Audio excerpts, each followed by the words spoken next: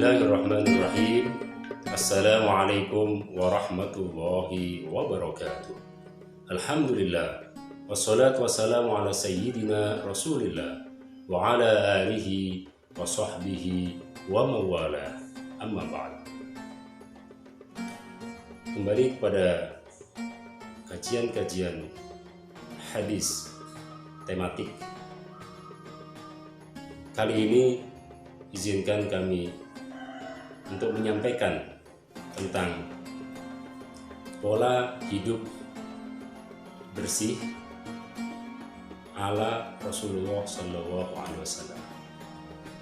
Ini di dalam istilah atau hazanah hadis disebut dengan sunanul fitrah, sunnah fitrah, sunnah kebersihan.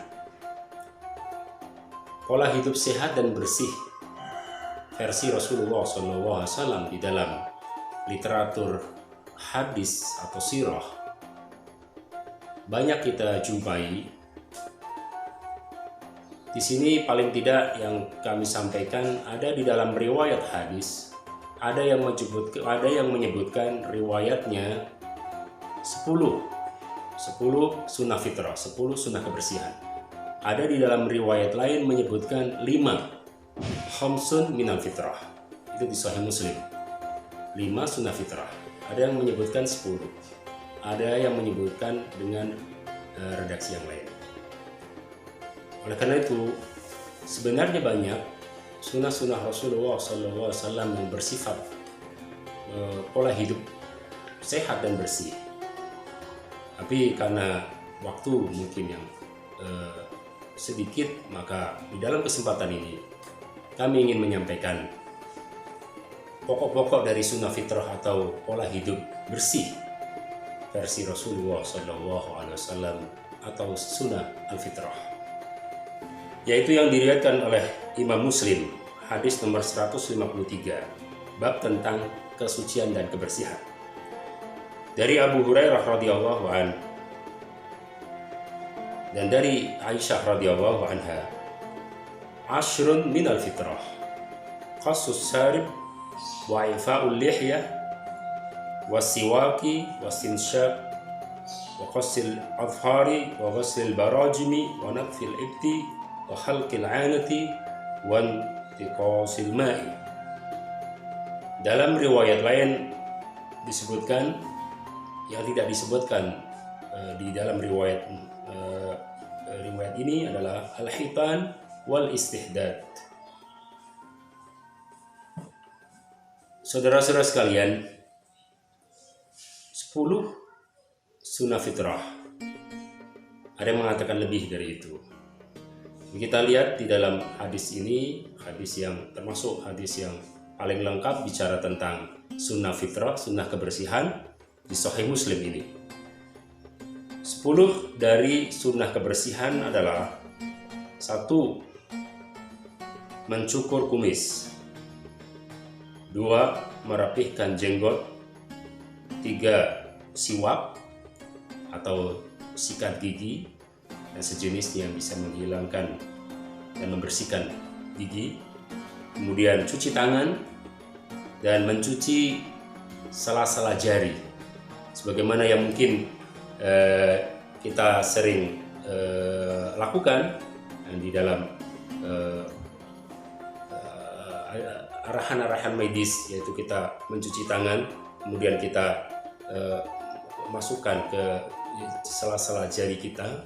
Itu sebenarnya diajarkan oleh Rasulullah SAW, yaitu ghaslul barajim, artinya mencuci sela-sela jari, karena di situ banyak kuman atau banyak bakteri atau virus, sehingga ketika dicuci dan dibersihkan maka kuman-kuman itu akan hilang.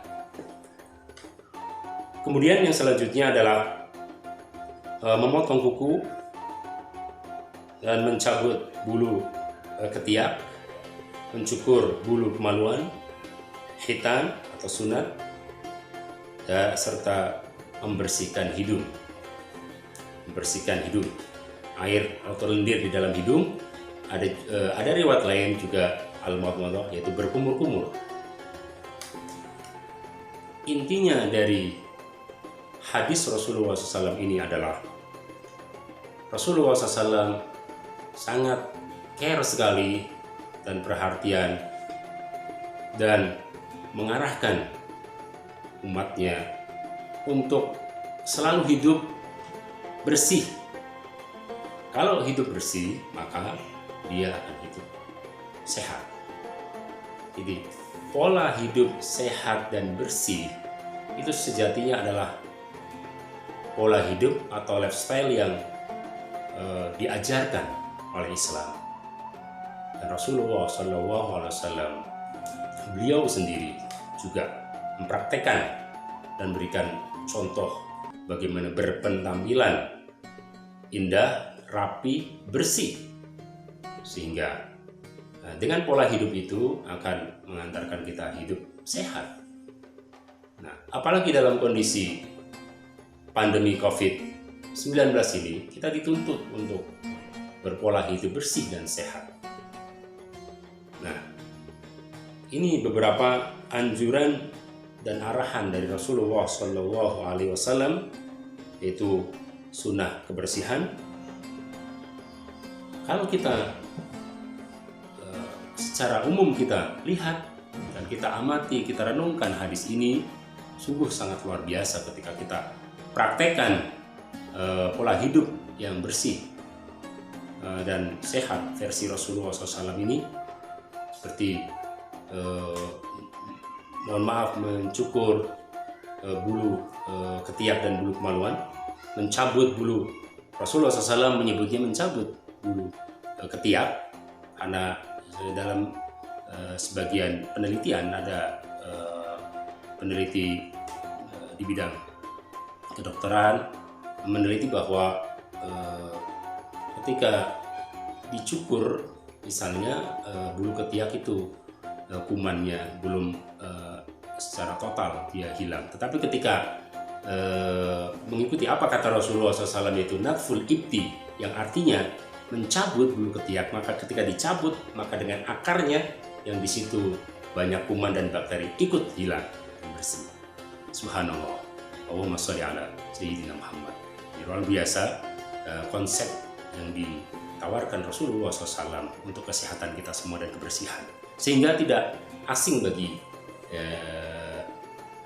kita yang beriman dengan Rasulullah SAW.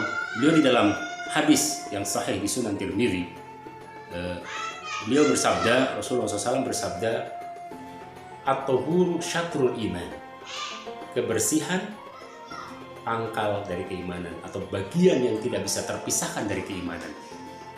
Berarti kalau dia orang yang beriman, maka dia akan hidup bersih dan sehat. Kalau dia hidup kotor, maka keimanannya dipertanyakan.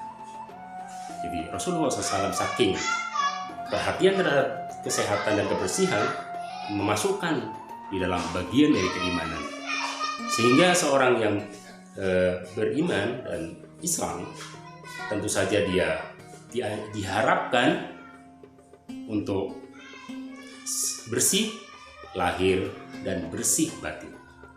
Bersih lahirnya dari kotoran-kotoran dan kuman-kuman, bakteri, noda-noda yang kotor dia bersihkan, bajunya, badannya, semua dia fisiknya bersih, dan hatinya juga bersih dan suci dari noda-noda atau virus-virus hati, seperti ria, ingin popularitas, ambisius, individualistik, dan sifat-sifat yang negatif tentunya. Dan itu mungkin bisa diulas secara khusus, dan itu ada kitabnya secara spesial, yaitu antara lain Imam Abu Hamid Muhammad bin Muhammad Al-Ghazali, atau yang dikenal dengan Imam Ghazali, wafat tahun 505. Dalam kitabnya Ihya Ulumuddin, beliau mendiagnosa penyakit-penyakit